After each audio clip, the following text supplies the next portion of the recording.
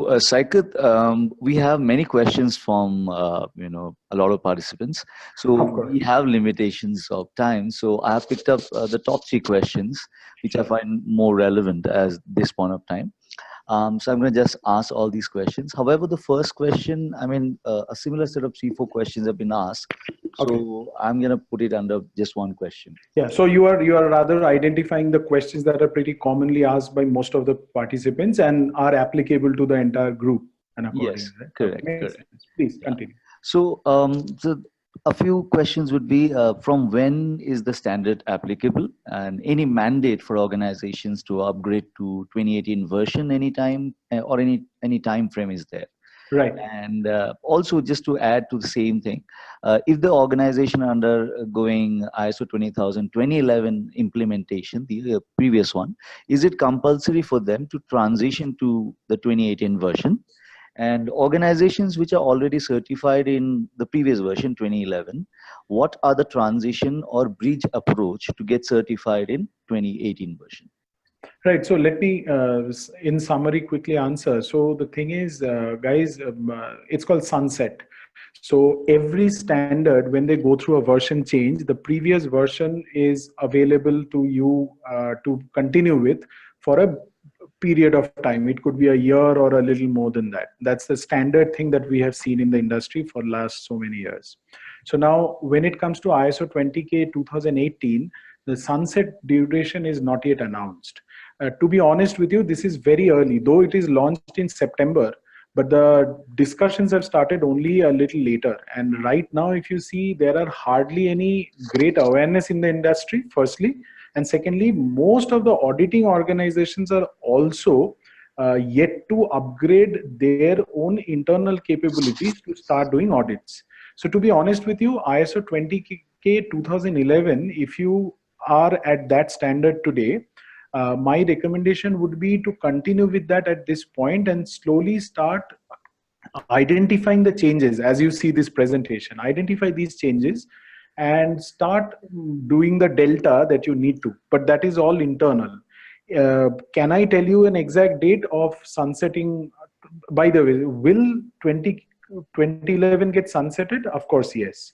That 20K will 2011 may not get renewed after a certain point. So your certification will expire. However, when that will be, I don't know. But generally, my knowledge of the industry tells me it should be for a, if it is launched in last September, the sunset could be, this is my assumption, could be anywhere between September to December this year. A year and a little more. I'm assuming it could be better. So we are waiting for ISO to announce that. Don't know yet. And yes, upgradation is mandatory if you want to continue with a global certification, because your clients will be also demanding for the same. Amit, does it cover? Right. Yeah. Yes, it certainly does. So I have another question, which is it mandated to document the service management manual as well in the new edition? Yeah, so good, thank you. So guys, manual was never a mandatory document anywhere. Please note, manual is a summary, is a summation of multiple things. Like if you open a manual, what do you see? You see the policy, the service management policy, the what do you call the objectives, the roles, the responsibilities, the PDCA plan, the processes, but none of that you see in full. Everything is given as a summary, and then there are attachments or links provided there so that you can go somewhere. So this is created as an Apex document for better navigation in any organization. When an auditor comes to your organization and says that show me manual, they're actually trying to make your and their life simpler and start the discussion from somewhere. Now imagine you give them this manual, then after that they just go through that manual and from there keeps going to other documents and coming back. That way it's easier to navigate. However, manual, is that a mandate anymore? Answer is no. It was earlier also, in my understanding, it was never mandated, but it was a good practice by everyone. So no, it's no more mandated as such. But all the content of manual, whatever the points are, they, as I told you, most of the important Apex points will remain mandated. Yeah. Right. Thanks, Saikat. So I have one last question for you. So one of these gentlemen asked that quoting no procedure. So what he's saying is, are they referring to SOP specific for incident management if they have removed it? And he also adds that I feel there is a risk involved. This may impact the quality parameter. Ideally, the SOPs are the assets of service operation. And he also adds that, correct me if I'm wrong. No, you are not wrong. First thing, you are right in your own thought process. It depends. It actually is contextual. It depends on what organization we are talking about. Earlier, I am excited about this point not because actually, if process documents are removed, it's a big risk for me also. I will lose my bread and butter. But jokes apart, to be honest with you, I think there should be an option given to all organizations. There are organizations who can afford to implement it in a pompous way and have all these things arranged and create a proper structure. Like, consider an organization with 5,000 employees.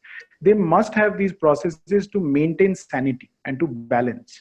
But if you imagine an organization with 10, 12 employees, it may not make sense. They may know each other by their names and meet every day. So it may or may not work. But in the previous version, it was all mandated and forced to do, even if you don't see any logic. Now the good thing is you have an option. Now whether to avail that option or not should be based on your organizational maturity and your context. So yes, I think that decision is good, but how you perceive it is the risk. That's the only comment. And yes, when you said SOP can mean anything.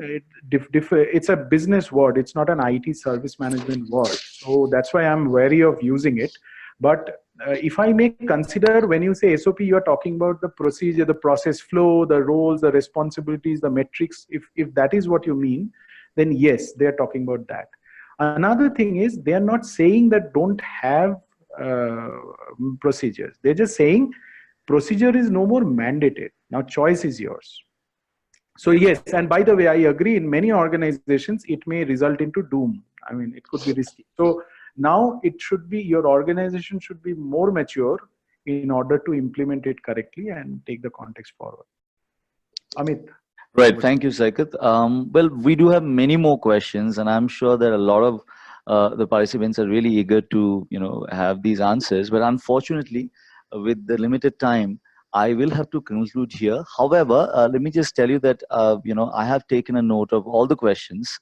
And so I would really request those of you who have more questions to just just drop in a mail to info at consultantsfactory.com. And I'm sure Saikat would be happy to, answer these questions as well.